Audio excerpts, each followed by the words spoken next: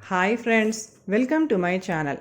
ఇప్పుడు నేను చదివి వినిపించబోయే చందమామ కథ పేరు పిల్లి దానం. ఒక ఊర్లో ఒక ధనికుడు ఒక ఇల్లు కట్టించాడు. ఆ ఊర్లోనే గొప్ప జ్యోతిష పండితుడిగా పేరు మోసిన పరమానందం అనే ఆయన గృహప్రవేశానికి ముహూర్తం కూడా పెట్టాడు. గృహప్రవేశానికి ముందుగానే ధనికుడు జ్యోతిష్య పండితుడికి కొత్తగా కట్టిన ఇల్లు చూపించటానికి తీసుకొని వచ్చాడు. ఆ సమయంలో ఒక పిల్లి తన పిల్లలను వెంట పెట్టుకొని వచ్చి ఇవతలి అరుగు మీది నుంచి అవతలి అరుగు మీదికి తిరిగి ఇవతలి అరుగు మీదికి దూకటం వాళ్ళ కంట పడింది. ఇది చూడగానే పరమానందానికి ఒక ఆలోచన తట్టింది. ఇల్లు కట్టినవాడు బాగా డబ్బున్నవాడే కాక అనేక మూఢ విశ్వాసాలు కలవాడు. అందుచేత బాగా లాభం పొందటానికి ఒక మార్గం ఆలోచించాడు పరమానందం. అతను గృహ యజమానితో, ఈ పిల్లి శకునం చిత్తగించారా బాబు? ప్రస్తుతానికి గృహప్రవేశం వాయిదా వేయండి. దీనికి కొంత శాంతి, యాగము, తతంగము ఉన్నాయి అన్నాడు. శాంత పరిహారమా అన్నాడు గృహ యజమాని కంగారు పడుతూ. తమకు అంత అరటిపండు వలిచినట్టు చెబుతాను అని పరమానందం ఒక సంస్కృత గ్రంథాన్ని తెచ్చి అక్కడక్కడా చదివి, చూసారా, మార్జాల లంఘనము, దాని వెంట ఉన్న 2 కూనలున్ను ఏమి సూచిస్తున్నవనగా, ఈ ఇంటిలో 2 పిశాచములు దూకుతూ ఆడుకుంటున్నవి. వాటి ఉచ్చాటనకు గాను వజ్రశుంఠ అనే యాగం చేసి పిల్లి ప్రమాణంలో ఒక బంగారు పిల్లిని చేయించి ఒక మంత్రవేత్తకు దానం ఇవ్వవలను అన్నాడు. అలాగే చేద్దాం. ఆ యాగము అది మీ చేతు మీదుగానే చేయించండి. దానం కూడా మీరే పుచ్చుకుందురు గాని అన్నాడు గృహ యజమాని. పరమానందాన్ని మించిన మంత్రవేత్త మరి లేడని ఆయన నమ్మకం. గృహప్రవేశానికి కొంచెం వ్యవధిగా ముహూర్తం పెట్టి ఆ ముహూర్తంలోనే యాగం కూడా ఏర్పాటు చేశారు.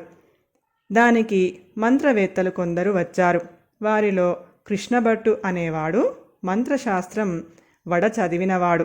ఆయన మార్జాల శకునం గురించి కానీ వజ్రశుంఠ యాగం గురించి కానీ ఎక్కడా చదవలేదు, ఎన్నడూ వినలేదు.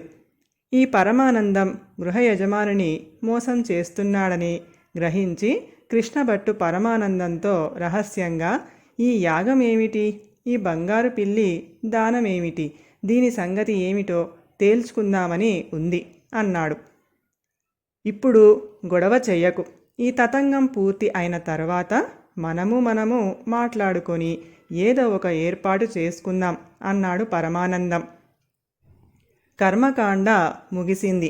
పరమానందం బంగారు పిల్లిని దానం పట్టాడు. ఇండ్లకు వెళ్ళేటప్పుడు కృష్ణపట్టు పరమానందంతో, నా శంక మీరు తీర్చనేలేదు అన్నాడు. శంకకేముంది, ఆ పుణ్యాత్ముడు ఇచ్చాడు, నేను దానం పుచ్చుకున్నాను. ఇది మా ఇద్దరికీ సంబంధించిన విషయం అన్నాడు పరమానందం. కానీ ఇందులో వంచన ఉంది. ఆ సంగతి దానం ఇచ్చిన పెద్ద మనిషికే గాక రాజుగారికి కూడా తెలియవలసినది అన్నాడు కృష్ణభట్టు కోపంగా. చీకటి పడ్డాక జామురాత్రి వేళ మీరు మా ఇంటికి వచ్చినట్లయితే బంగారు పిల్లిలో మీకు వాటా ఇస్తాను, సరేనా అన్నాడు పరమానందం.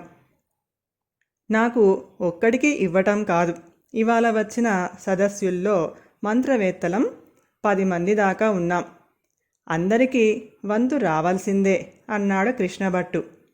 దానికేం, అలాగే చేద్దాం. మీరు జామురాత్రికి మా ఇంటికి రండి అన్నాడు పరమానందం. కృష్ణభట్టు తన బసకు వెళ్ళిపోయాడు.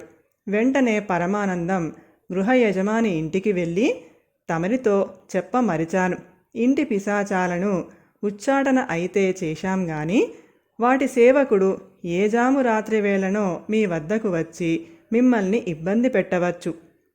ఆ పిశాచం ఇవాళ మన యాగానికి వచ్చిన బ్రాహ్మణుల్లో ఎవడి రూపాన వచ్చినా రావచ్చు. అందుచేత మీరు ఈ కర్రను తీసుకొని ఆ పిశాచాన్ని చూడగానే నెత్తిమీద బాదండి అంటూ తన చేతి కర్ర గృహ యజమానికి ఇచ్చాడు. ఆ రాత్రి జాము పొద్దుపోయాక కృష్ణభట్టు పరమానందం ఇంటికి వెళ్ళి తలుపు తట్టాడు. పరమానందం తలుపు తెరిచి, నువ్వా, ఏం పని అని కటువుగా అడిగాడు. ఆ బంగారు పిల్లి గురించి మాట్లాడటానికి వచ్చాను అన్నాడు కృష్ణభట్టు. నీతో మాట్లాడవలసింది ఏమీ లేదు. ఆ దానం నాది. నేను ఎవరికి అందులో వాటా ఇవ్వను అన్నాడు పరమానందం. అయితే సంగతి అంతా ఆ పెద్ద మనిషికి చెప్పనా అన్నాడు కృష్ణభట్టు. ఇప్పుడే వెళ్ళి చెప్పుకో, నాకు భయం లేదు అంటూ పరమానందం తలుపు ధడాలన మూసేశాడు. కృష్ణభట్టు తిన్నగా గృహయజమాని ఇంటికి వెళ్ళాడు. ఆయన తలుపు తట్టబోతూ ఉండగా లోపల మాటలు వినిపించాయి. కృష్ణభట్టు ఆగి ఆ మాటలు విన్నాడు. ఏమండి, ఆ కర్ర పట్టుకొని అలా తలుపు దగ్గర తారట్లాడుతున్నారేమిటి అని ఇంటాయన భార్య అడుగుతుంది. మరేమీ లేదే, పిశాచాల నౌకరు ఎవరో బ్రాహ్మణుడి వేషంలో వస్తాడని మన పరమానందం గారు హెచ్చరించి వచ్చిన వాణ్ణి తల పగలగొట్టమని మంత్రించిన ఈ కర్ర ఇచ్చి వెళ్ళాడు. ఆ పిశాచాల నౌకరు కోసం ఎదురు చూస్తున్నాను అన్నాడు ఇంటి యజమాని. పరమానందం వేసిన ఎత్తు కృష్ణభట్టుకు అర్థమైంది. అదృష్టవశాన తనకు గండం వెంట్రుక వాసిలో తప్పింది.